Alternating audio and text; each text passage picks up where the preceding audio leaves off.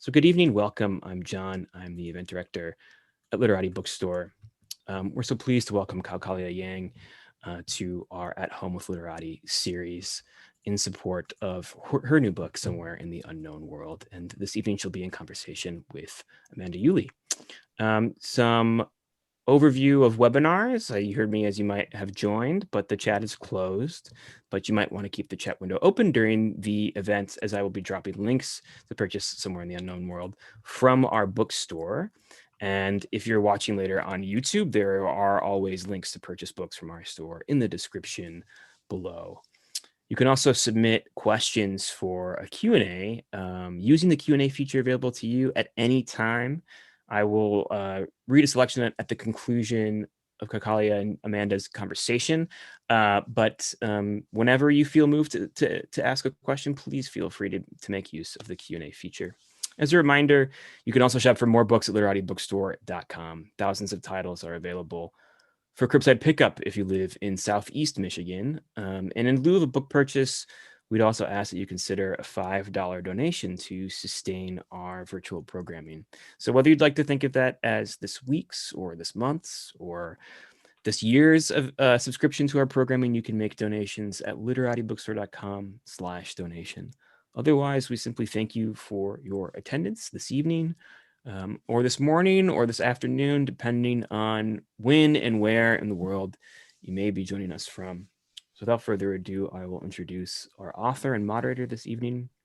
Kao Kalia Yang is the author of The Song Poet, which received the 2017 Minnesota Book Award and was a finalist for the National Book Critics Circle Award, the Penn USA Literary Award, and the Dayton Literary Peace Prize. Her previous book, The Late Homecomer, also received the Minnesota Book Award.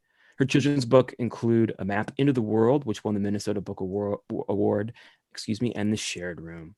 Yang, a regular contributor to NPR's On Being, lives in St. Paul, Minnesota. And our moderator, Amanda Uhle, is the executive director and publisher of Mcsweeney's, known for its award-winning quarterly literary journal, humor website, and eclectic book publishing program.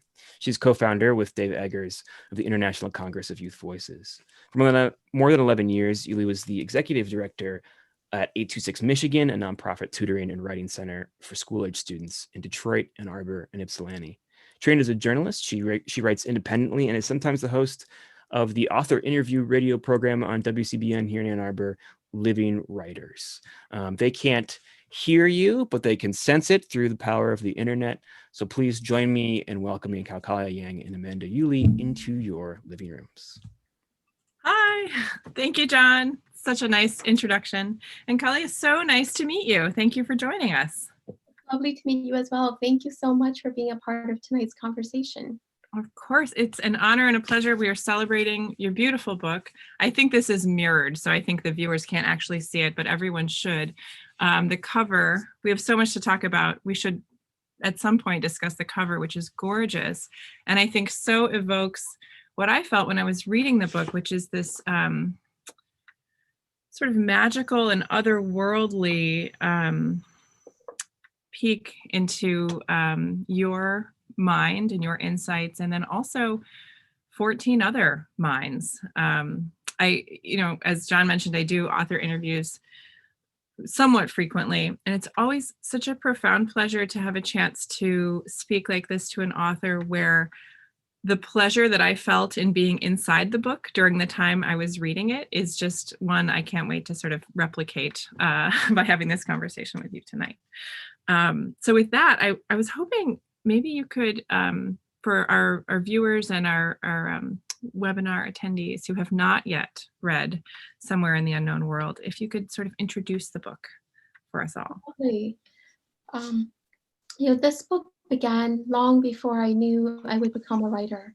Now, I was born in the refugee camps of Thailand. My mom and dad, my family, were the lucky ones who escaped from America's secret war in Laos. Not a lot of people know, but Laos is the most heavily bombed nation in the world. My mom and dad were both born and raised in the most heavily bombed province of Laos. Pretty much a ton of bombs were dropped per every Lao national, and so I was one of the lucky ones. In this place where I was born, I couldn't go to school because there was like 40, 50,000 of us all waiting in the dust. There were a few educational opportunities. And so I grew up first hearing the stories of my loved ones. And we didn't have books, we didn't have TV, but we had stories. And so my aunts and my uncles and my grandma, they would spread out their arm and they tell me, every piece of hair, that is a tree. The knuckles of my hands, these are the mountains. The veins, these are the rivers running far and fast. That was how the world opened up for me. 400 acres where I couldn't leave, where food came in big trucks 3 days a week, where we were expected to wait out the years. And so in many ways, all of my life, I've been carrying stories, the stories of those around me, the stories of those in my world. When The Late Homecomer came out and I became a writer, I started doing public speaking. I'd grown up as a selective mute, so it was not, I never saw it in the cards. But for so many, my first book, The Late Homecomer, it could have been a fictional work. How could there have been this war? How could there be a writer like you writing from Minnesota, of all places, telling the story that our history books contain no inklings of? And so in my public speaking, I met a lot of refugees. And more often than not, they always waited until the very ends of the lines to talk to me, to share their stories. Quite a few of them asked if I would write their stories. And of course, I didn't feel I could. I was so young. I sought out to become a writer at 22. By 27, my first book had come out. I was still learning how to carry the emotions of my community.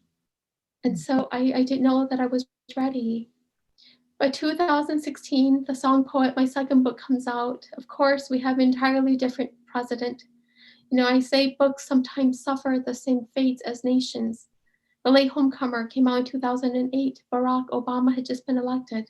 2016, it was an entirely different picture, entirely different reception for refugees sweeping across the political landscape from the administration down. And so I sought out to write a book about my friends and my neighbors, these other stories that were around me, these stories that I knew comprised my community. A lot of people don't know, but Minnesota is home to more refugees per capita than any other state in the nation. When we talk about immigration, when we talk about refugees, we tend to focus on the coast, but I knew that we needed to be a part of the conversation. And the more I thought about it, the more I understood. The only reason I would write this book was because I was afraid. I belonged to a grandma who was a shaman, a medicine woman, and a healer. And she had always said to me, surrounded by wisdom, without the experience to back it up, you won't know how to use it. She would tell me, Menai, build your life because of your faith, not because of your fears. And so to honor my grandmother one more time, I sought out to write down the stories that somehow fortified my heart. Took me a while. I don't think it's a coincidence that the book comes out in 2020 at the tail end of that very administration. We've just gone through 4 years where there are fewer refugees resettled than any other, period in American history. And so I think this book is timely. It is the outcome of so much of my life's work. I think it is a document of where I am as a writer, as a human being, and certainly as a mother and a daughter. And of course, as a refugee first and foremost, because I don't think the refugee leaves it. This heart right here is still very much that of that 6-year-old girl looking out from beyond the fence at a world, where her father believed that one day she would walk on the horizons her father has never seen. It's a long time in the coming, Amanda. Yes, since your early childhood, for certain. And could you say a little bit more about the difference between, you said that your first book was received during some of that, I think, national positive feeling of hope that we all felt when Barack Obama was elected in 2008, and the difference in the reception of your second book when it came out in 2016. Say a little bit more about that if you can. So 2008, I was, so I'm 39 years old, but for the Hmong community, I'm like a grandma in American literature. I'm one of the first in my community to have written a book and to be published by a literary press in this country. In 2008, I was a little known writer coming from this tiny little community outside of Minnesota, Wisconsin, and California. And I know there's a Hmong population in Michigan, but outside of these spaces, very few people knew who the Hmong were. But I was speaking, and when I would speak, people would ask questions so that they would understand more. I embarked on this adventure where I was doing over 365 talks a year for the first 3 years after the publication of The Late Homecomer. That's massive. That is so Yeah, that's so much. so much. There are days, I remember my 28th birthday, I celebrated with 4 different institutions, and at a public school in Minneapolis, they asked me to slice a cake with my face on it. So I had to slice my own neck to feed the kids. It was a run. And I had hoped that that run would have built a foundation for my second book, The Song Poet. But when The Song Poet came out, I went back, and every time I went to communities where I was not familiar, where the folk were not familiar with my work, they would say things like, "We're here to see an American writer. What are you doing here?" Mm. I had this dress from H&M that I loved, and I remember at one place, a woman said, "Are you a terrorist?" It was an entirely different reception, and I had to fight to belong in an entirely different way to an America that I've always believed from the age of 6 was my home and the space from which I would do my life's work. And so entirely different reception. It's been an adventure though. Books, they have their own destinies.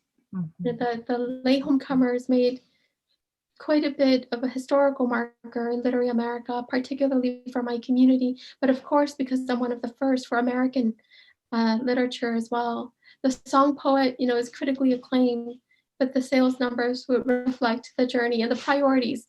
Who wanted to read about a man with rough hands, a factory worker, a Hmong refugee, in the coal factories of Minnesota? Very few people did.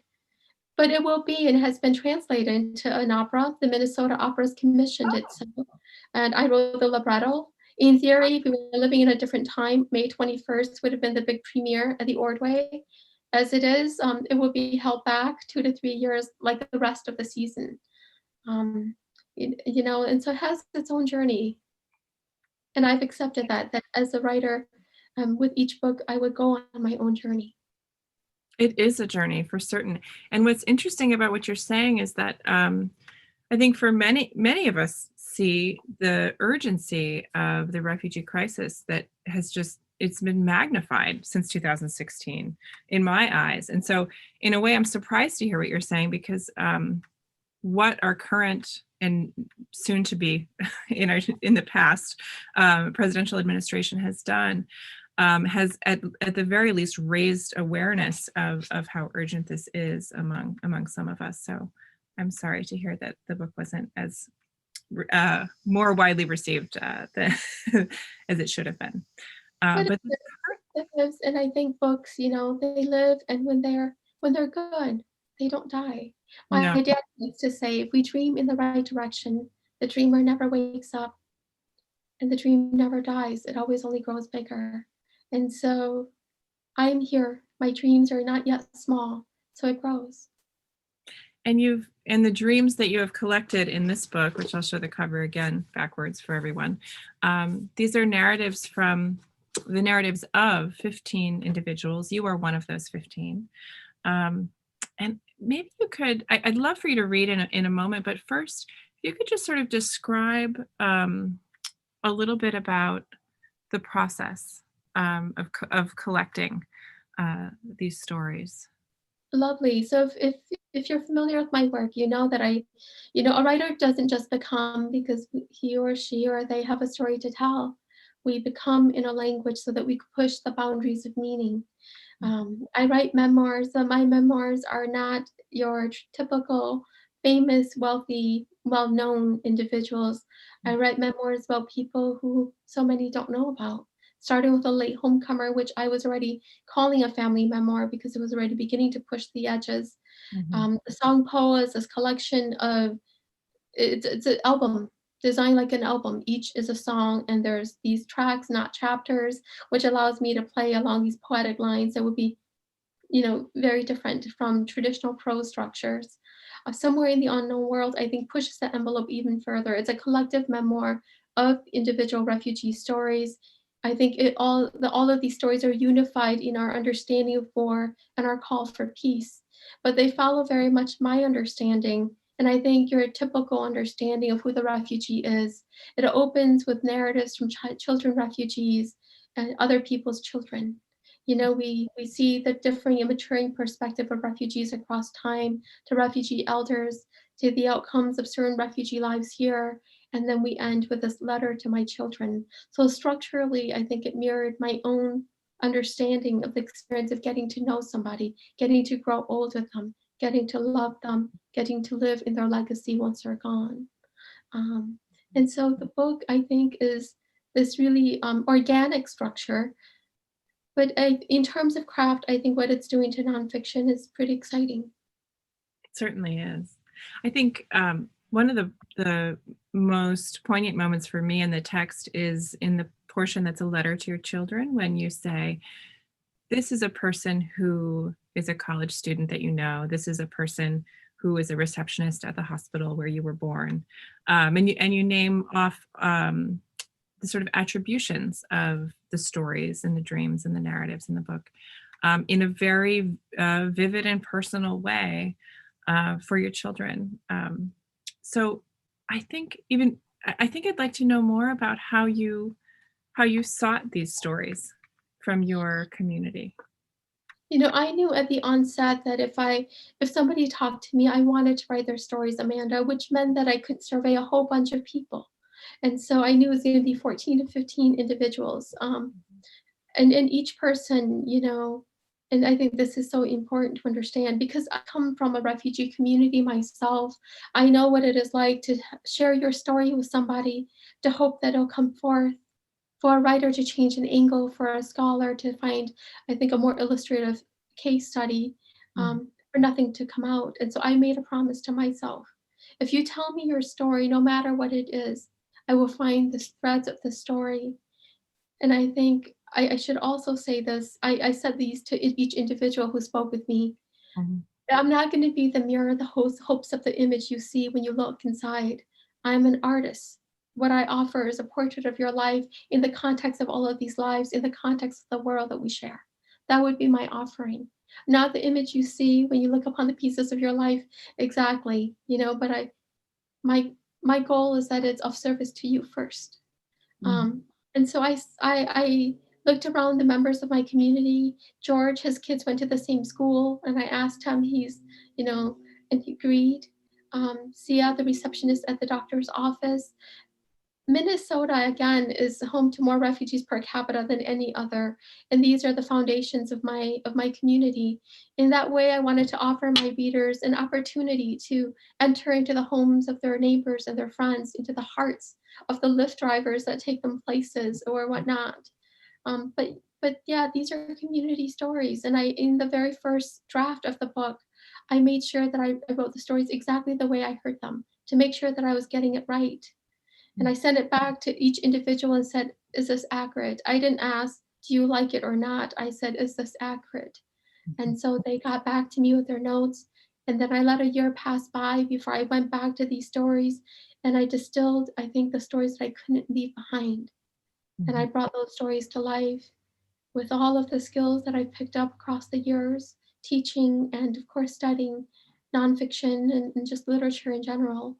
Um, and so that's what we have, a collection of 14 stories from 14 individuals that I sat with and spoke to across the breadth of these cities, at a Culver's, at a Starbucks, at a Mhm. neighborhood cafe. We went wherever they were comfortable. Mhm. And I have to ask you, as an interviewer myself and as a journalist, the level of intuition and just human detail that you include in each of these is really stunning. It makes for such lyrical prose when you're talking about the specifics of food and the sound of the knife and food and as it was being cut and the way people were feeling. These these stories feel like they come from deep interviews and observations and connections with these people? Was that your experience? Like, how much time did you spend with each person? That's a lovely question. I knew that if I talked to them more than once, I would want to write the stories of their lives. Every single interview was about 2 to 3 hours the very first time, and then I said, "Let's communicate over emails." Mhm. So often when you're a writer like me, sometimes people like to say, "I'm writing for the voiceless," and I do not want this to be that kind of book. Mhm. Coming from a marginalized background myself, I understood the importance of representation. So like say Muda Bongsai in this book, she is a playwright and a writer. She writes her story herself, not necessarily the way I would do it, of course. And Sigmuda understood that, and I understood that in the process. Each conversation was in English. You know, Mr. Michael from Eritrea, his daughters went to college with me. And so they had these avenues of telling, but there was an understanding that they were giving their stories this big gift to an artist to see what would come forth. Um, but yeah, there was a lot of, I would be lying if I didn't say there were a lot of tears involved when I was sitting opposite each individual on both sides. And then when I was by myself in the reading process, never the writing process. When I'm writing, I don't edit myself. And in many ways, I'm too deep into a story to feel it through.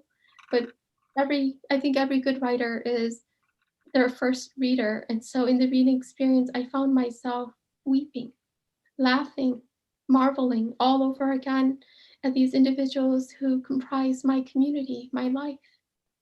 Well, it's a remarkable show of courage on their part and skill on your part that these were only conversations of a few hours. The openness and the depth is it's startling. I mean, to me as a reader, how did you build that faith that's evident in the text, the faith between you and these individuals? I think it's the positioning. They understood that I was also a refugee, and I think every single one knew my body of work. They knew the late homecomer, the song poet. They knew what God is honored here. They knew my work in children's literature, and definitely my work in the community. I'm pretty active across different sectors of my community as a teacher, a public speaker, a writer. And so they knew my reputation and my work. And then there's this fact about me that I think that makes me a little bit unique. I don't know if you know this, Amanda, but for most of my life, I was a selective mute. I didn't speak in English. It wasn't until the publication of my first book that I found a voice to speak. Um, I've written in English for a long time. English is my first language on the page, but long before English, Hmong was my language, the language of my heart, and the language that I found life in. And in American schools, teachers like to say, when you're very quiet and you don't speak up. But across all those long years, I learned the art of listening. We could turn up our volume of listening if we wanted to. We could, all of us, you know. And so, in that way, as an interviewer or just a conversational partner, I think the level of my listening is not quite your average level of listening. When I ask questions, I am willing to listen to whatever you tell me without intervening, without seeking to comfort, without seeking to ease. And I think that is really hard to do for a lot of people, I guess, particularly in the American context. In my experience, my good friend Shannon Gibney likes to say, we live in a grief adverse society.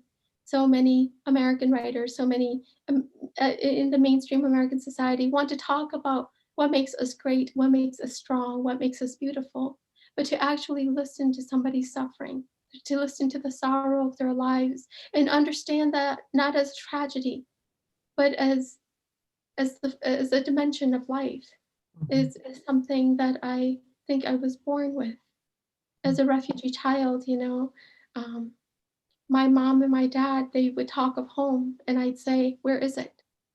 They would tell me stories of Laos, some imagined future in America, this place they couldn't envision. But home was this place that I've always been able to find in words. Mm. More new to what is written. It wasn't until the 1950s that a French missionary devised a Roman alphabet for us. Our language had been outlawed in the lowlands of China hundreds of years ago. And so words have had to write on memory. And so I think in the experience of me listening, they knew that I was listening, but they were also writing into the surface of my human heart. And that changes, I think, the gravity of the conversation and also the level of it. Yes. Would you like to read a selection now? Do you have one chosen? I would be delighted. Thank I you. would part of my challenge this time is to read from every single person's story. And so Ah, today we'll read from Awo's story, The Strongest Love Story. Awo is an incredible young woman, incredibly beautiful human being. And it was really an honor for me to write her story. I'm just going to read 2 short excerpts from it. great. The only memories Awo has of the war come to her in a continuous nightmare. In the dream, Awo is a child again. I'm a little girl with an oval face, emphasized by my hijab. I have big round eyes, a small nose, a fine chin. The adults think I'm like a doll, a picture of cuteness. I like the way they see me. I'm so young that I also like the way I see myself. I stand in a courtyard. The walls around me are painted white. There is a bright sun shining down. It is almost noon because the sun is on top of me and my shadow is short and squat. There is a heavy wind blowing. My hijab spreads out around me. My gray shadow is a more magical creature than human, a changing thing moving in different directions. I lift my arms. I have wings like a bird. I fly around and around the courtyard. I hug the hard, smooth skin of the palm tree in front of me. I see that there is a matching one on the other side of the yard. My little girl arms wrap themselves around the thick trunk. The tree feels alive, warm, fleshy, but too firm to be flesh. My hold is tight around the tree, my fingers meeting on the other side. I'm clinging. I realize that I'm afraid. My feelings are suddenly confused. I notice that there are 2 guard dogs running around the compound. They both have their yellow eyes on me. Their bodies are black, their nails sharp. They walk toward me. Their tails raise high. Their ears are pointy triangles in the air. Their mouths are open, teeth glistening white. They're snarling at me. I can hear the wind from their throats. I look around and try to find safety. All the adults are gathered in a corner of the compound. They stand with their heads bowed beneath the shade of a tall tree, its mushroom canopy casting a shadow over them. I can see an aunt standing at the edge of the group. Her hands are held to her face. She's crying. Grief is pouring out of her body like a bucket tipped over. I can make out her cries louder than the dog snarls. She is my target for protection. I run for her. The dogs run for me. We chase each other around and around in a figure 8. They run like circus dogs, trying to follow each other. So it looks like a child's game to the adults. The grown-ups cannot tell how afraid I am. They're not even looking at me. When I run out of breath and I feel my heartbeat slipping, I know I will crash to the ground. I can feel the pounding of my blood coursing through my veins. I can see the splatter of red on the ground once the fangs of the hungry dogs penetrate my skin. I make a noise, part squeak, part scream. My aunt's arms are around me. She lifts me high. The dogs back slowly away. My arms are tight around my aunt's neck. I make sure the dogs are no longer a danger before I look at her face. Her brown skin is wet with streams of tears. My fingers, small, slender, move to stem the flow of wet on her face. Her skin is smooth. I let my hand skim along the surface of her wet skin, follow the wet streaks from her eyes all the way down to her chin until I touch her scarf. Her scarf is damp. I look around me as if waking from a dream. All the adults around me are crying, eyes trained to the base of the tree. All of a sudden, I hear their sniffles, wails, hiccups, blowing noses, swallowed cries. I shift around in the arms holding me. I can feel the stiffness of her hold, then hesitance, and then give. I see the rectangle of dug earth in the ground, the pile of red and yellow dirt of Mogadishu by its side. I see the open coffin, the rigid body of my uncle inside, his eyes closed to the brightness of the day, his face as gray as the remnants of last night's fire in the dawn. And then a little part skipping ahead. This is the conversation that Awo remembers before her mother takes her and her siblings and leave for America. I'm walking through fog. They're arguing, my mother and father. They don't do this often. This is not a normal occurrence in my life. She is telling him we have to leave for America, for our education, for the future. She is telling him that no price is too high to pay for our eventual success. He wants her to stay. He wants his children close. He's comfortable driving the distance, when possible, from Bunhudo to Lascanood. There's a future in Somalia. They have parents. Their parents have land and animals. The children can grow up and become good adults, like us, still. Their educations have not been interrupted. They will be fine. She will not hear any of it. Her voice is steel. It can cut. It will cut. It will make such a clean cut through my father's heart that he will not be able to feel it until we are gone. I'm staring at a wall. I see my mother and father on this day as characters in a mural. She is wearing black and he is wearing white. There is no setting, no sun, no moon, no other characters, just the two of them on the white wall of my childhood.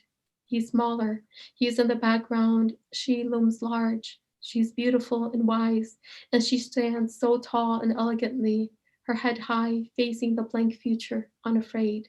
She tells him, I will come back one day. We will buy land, enough to build 5 houses. The children will live in those houses. We will be together again in Bunhudo.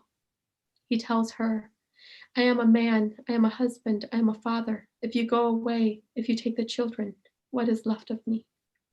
She says, you are a doctor as you were when I met you. Your first duty is to take care of those in front of you. I am a nurse. My duty is to assist your work to the best of my ability. His exhausted sigh, his defeated sigh. My father, just a man in white, his hands parted, palms open, a gesture always of welcome, of goodwill. He is a warrior fighting the good fight, not with a sword, but with his steadfast obedience to my mother's vision of the world. The fog grows thick and it grows thin as I grow up and grow older. Every Saturday, the family gathers around their mother's phone. They use the phone cards to call home.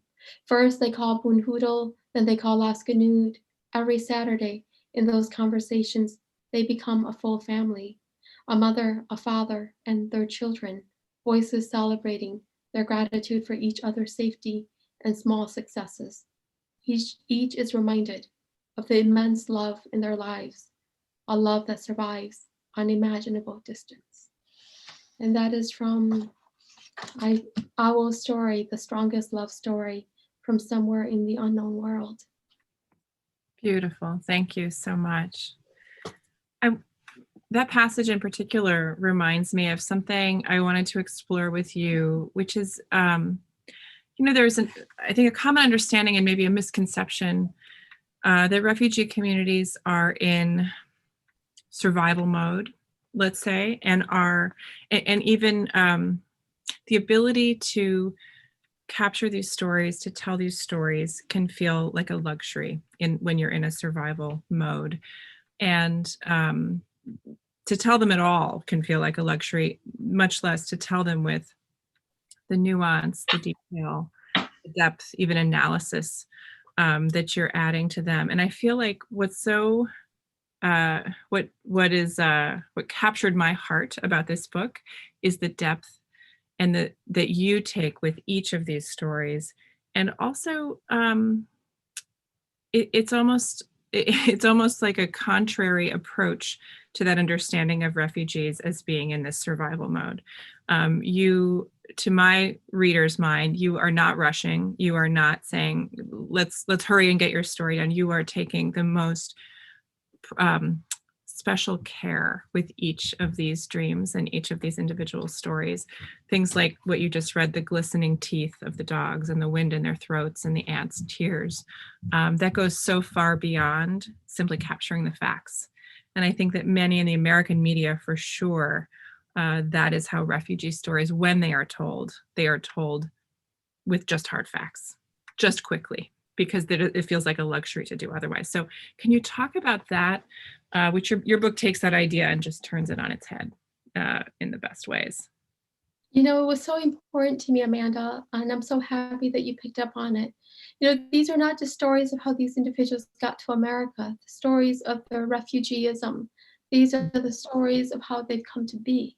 These are the stories of their lives. And I think these parts of the stories are so integral to the refugee, to our understanding of refugees.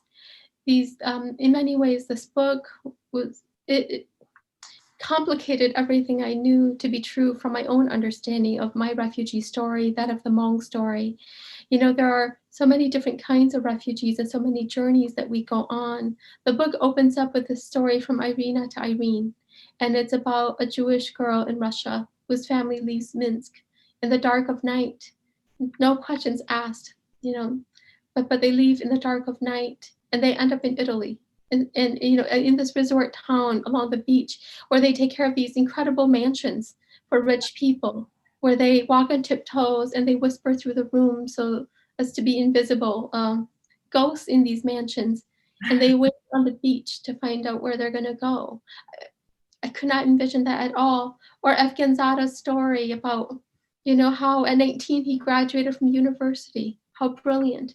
How USAID came and he worked for them. How the Taliban called him one day, "You're wearing white. Your mother's behind you. Who do we shoot first?" You know, he pays 25,000 US dollar for a trafficker. And this trafficker has a contract. And this contract has to be witnessed. And the first line is, "If you die on your way to the free world, we are not obligated to return your body to your family." He signs it, and his mom and dad look on as he's signing this contract.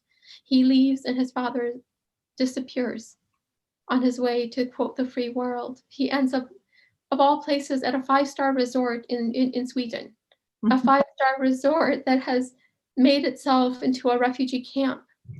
And so he's drinking out of porcelain cups, coffee out of porcelain cups, surrounded by the Alps, caught in this moment of this long, endless moment of despair.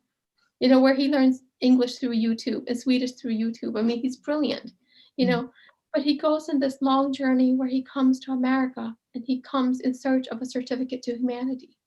You know, he said that to me, and I was astounded. I think these books complicate all of our understandings, whatever stereotypes we have about the refugee. And that is, I think, exactly one reason why it needs to come out the way it does. Because it is too easy to get caught into the narrative of how we become homeless. You know, there is no understanding that within the heart of every refugee, there is a home that we hold dear. Mr. Michael said that peace is possible. Peace is possible if we hold on to not only the bad, but the good stories too. My position as a writer is that each and every single story in this collection is a good story. More than that, it is a great story in my eyes. It is the story of how heroes exist, and they exist in our world, in our cities, right along with us. You know, and I wanted to do that justice. I wanted to linger, and I wanted my readers to linger with me. These are not stories that I wanted to leave behind. They're impossible to leave behind. How aware were you, as you're putting the book together, of the idea of representation? Because you just mentioned a few different individuals who come from different cultures and different nations, and who had wildly, sometimes surprising refugee experiences compared to what most Americans know of the typical refugee experience. So can you talk about that a little bit? How conscious was your aim to represent different experiences? You know, representation is a tricky word. I said this to each individual, that if there are mistakes in this book, then I alone am responsible. As writers, I think we are responsible for the mistakes found in our work.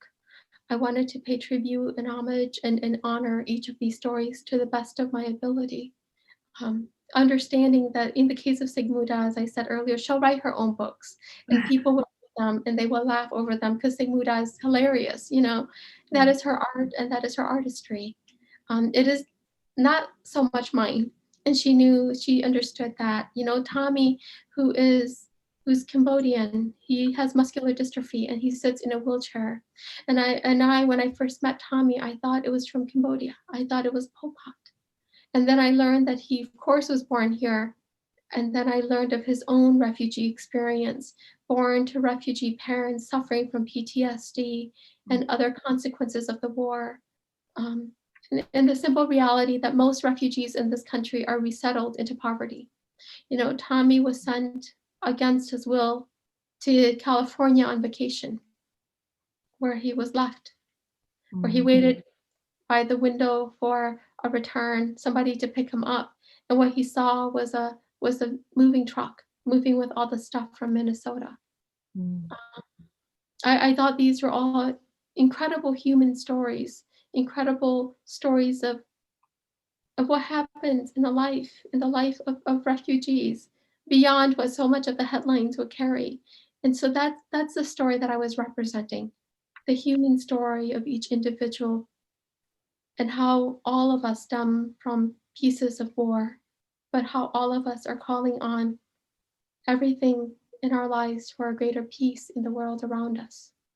You know, and so my representation, where I was coming from, was I think a, a little bit unique than the standard. You know, I'm not looking to represent cultures. I'm not looking in that way to represent communities. I was looking to represent the collective refugee experience, to complicate that in all the ways that it is complicated. And then, of course, just to share the incredible learning that happened for me in the experience of working on this book, meeting these individuals, writing these stories. You know, there are things that I experienced that would never find its way into the book, of course. You know, I visited the most diverse the mosque in Minnesota because I didn't know. I had a lot to learn, you know, so that was just my own background information. Um, and then a lot of research because I had a responsibility to do the research and to do it to the best of my ability. You do a genius job of weaving in the factual research that you've done and things with those emotional, sort of heartfelt stories from these individuals. I have a few more questions, but I thought I would remind our viewers, listeners, watchers that that you can put questions for us in the chat. John will correct me, not in the chat, in the Q&A section, I think is where the questions go.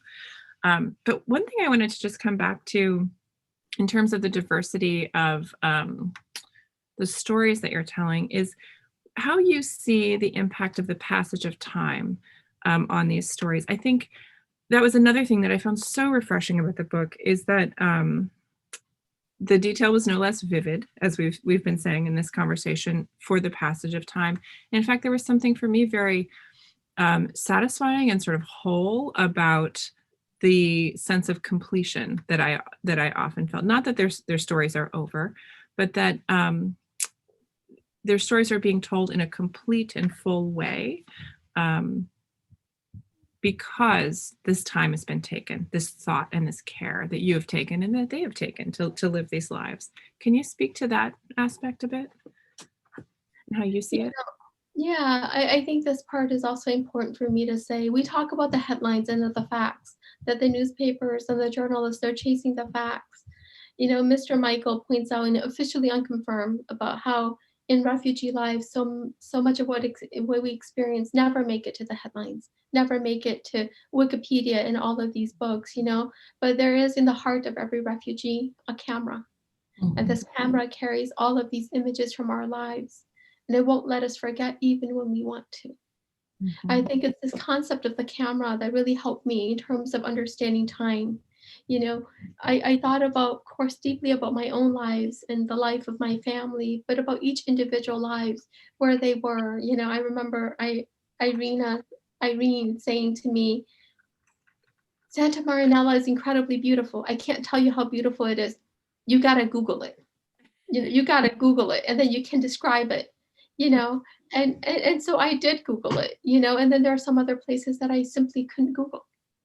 And I had to trust, that the dirt was as red as saffron, you know, the details like that. And I think these are all timeless details, which I think gets at the heart of your question.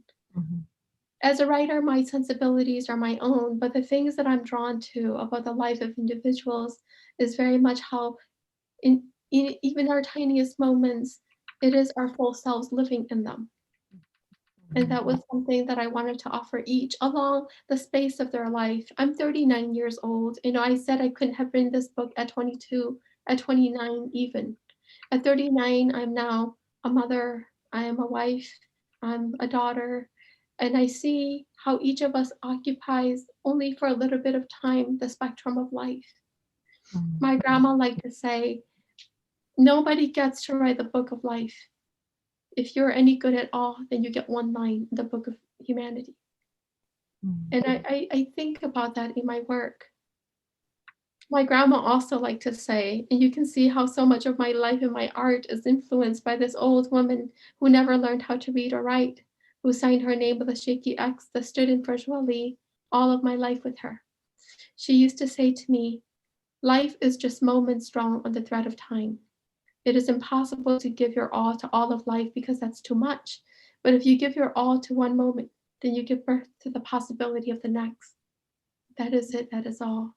And that was my understanding of the stories. In each and every single story, no matter where they were positioned, I gave it all of me as I understood and knew that had given it everything for these stories to live on in their memories, you know. But of course, I had to choose which stories to tell. And that was where I think the writerly hand comes into play, where I had to make a choice, between the story of Irene getting her period, the story of Myra returning to the camps, the refugee camps, returning to sites of war after fleeing and fighting so hard for a measure of peace, but she's a young woman. And so I had to understand in that way the fullness of that moment of being young, defying in so many ways, acting in defiance of the things we fear, the things that have taught us how to be afraid. So yeah, looking for the timeless at every moment in time. And it's there throughout the book. I don't think there are any questions yet in the chat. I'll just encourage folks one more time to put questions in the Q&A section. You are asking such wonderful questions, so Amanda, I really want to thank you for the thoughtfulness of your questions. It's my pleasure. As I said at the outset, it was such a joy to read the book, and preparing questions is just like an extension of enjoying the book another way, another time. So I wanted to actually ask you about this sort of, you mentioned this before, and I find this all the time. We are in Michigan, as you know, in the Midwest. And I think often people think of refugee communities as being on the East and West coasts. And they don't think of, here in Michigan, we have a large Middle Eastern population. I work with a number of Iraqi refugees and other folks. And your book, to me, it's global in scope, but it also feels very, very Minnesota. It feels very Twin Cities to me. Can you talk about that aspect and how you've reconciled those things? It sings with this kind of local feeling while you're representing cultures from, is it 14 or 15 different nations? 15 if you include me, so 15. If you include you, okay. Yeah. Can you talk about that dichotomy? Yes. When I became a writer, my dad went with me to return to my high school, Harding High School on the east side of St. Paul, to give a talk. And my father went with me. And one teacher who I never had, but who I knew as a student asked, if my community approved of the fact that I was a writer and that I was writing so many of these stories, and that at 30 years old, I was unmarried and traveling across the country by myself to do this work. And I gave her what I thought was a completely acceptable answer. But in the car, my dad said to me, "Did she ask you what it is like to be my daughter?" And I said, "Kind of." And he looked at me and he said, "The work you will do will go beyond your gender. It will go beyond your people. It is for a bigger humanity. I did not give birth to anything less than that, anyone less than that." Mm-hmm. I think those words, they stayed with me, Amanda. But I'm an incredibly defiant person in some very real way. I know I'm soft-spoken and I'm tiny. I'm not what people think about when they think about Minnesota or the American Midwest. I am not the kind of writer that they imagine coming forth. So in my own stubborn way, this is me putting a stamp on this place that has made and forged this heart of mine. Minnesota is an interesting place. It is what number two is one of the worst states in the nation on all racial equity measures. It's an incredibly racist state if you look at the statistics, and yet there are all these refugee populations here. I know we turned purple in the last election, the most recent election, and it's been every election has really been heart palpitatingly uncomfortable. But this is me saying, this is what lives here. This is who lives here. This is what makes this place strong and powerful and fresh. This is what makes this place international and relevant to all of the discourses about refugees from around the world, you know? And so there is that, what Rita Carlos Williams, she once said to me that there's a little bit of a chip on my shoulder. And she can feel a little bit of that in my work. And I think maybe you're sensing it too. Whether this place wants me or not, I want it. And I think it needs us. And so, yeah, I hope Minnesota in the end is proud of this book. It's too fresh to know because it's exactly a week old. It's too fresh to know. Yes. And it'll be interesting to see what Minnesota thinks. I predict they will embrace it.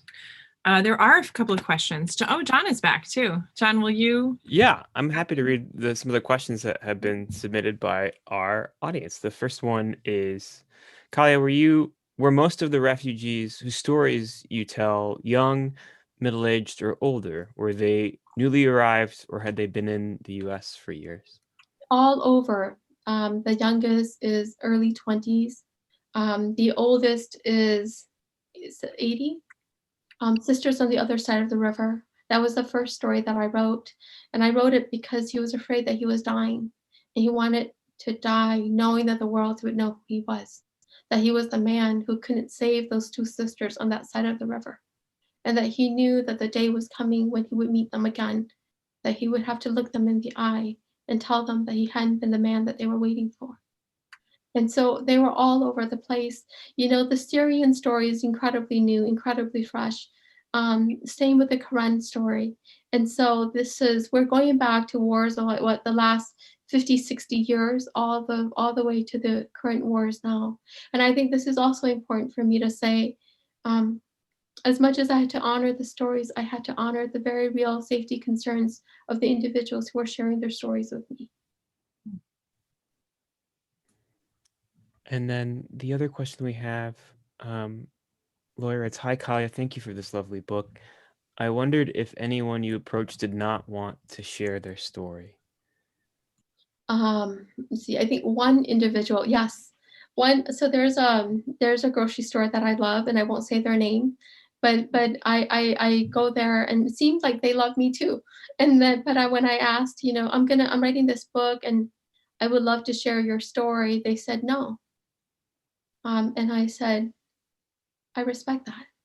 They didn't want to be known for their stories. They wanted to be known for their store and the things they provided. And I understood why. But that was the only no. And it was a very clear-cut no. So there was no guessing games, no lingering hopes. It was very, in that way, very efficient. Go ahead. Oh, I just wondered if you had any advice for listeners who are interested in supporting the refugee resettlement work that happens around the country, in your city or beyond. I think there are refugee resettlement agencies across the cities, and so many of them their budgets have been slashed. They're working with very, very little. And I know that every single one has, they're looking for donations of anything that you can offer in terms of support. And this is, of course, books, because refugees have children and they have elders learning the English language. This is monetary if you have money. This is time because they need tutors across the country. And I know that the IRC which co-hosted yesterday's launch event, the International Rescue Committee, they're also looking for support, in whatever that means to you individually. But I think maybe the truest way of supporting is to understand, and again, in the words of my father, that the sky we live under can fall on us, that the earth we walk on can throw us off. You know, any of us can become refugees. No refugee ever thought, I'm going to become a refugee. You know, it happens. It happens, and it's happening more and more across the world. And I think that simple understanding, it grants incredible and tremendous space to learn and to grow and to really become an ally and offer understanding. Yes, Thank you. thank John? you, Amanda. Oh, yes. John, are there other questions? No, those are our questions, and we're at the top of the hour too, so I don't want to keep either of you too long. Folks can find out more about the IRC at rescue.org.